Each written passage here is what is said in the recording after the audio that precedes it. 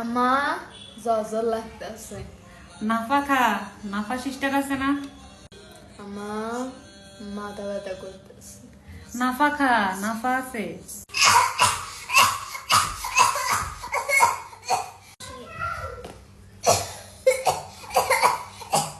আম্মা কাশতে কাশতে গলার অবস্থা খারাপ একদম।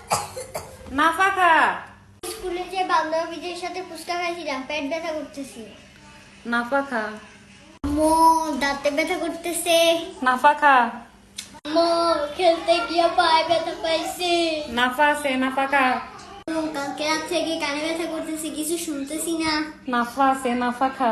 সব সমস্যার সমাধান কি শুধু নাফা? তোমার কাছে আর কোনো ওষুধ নাই?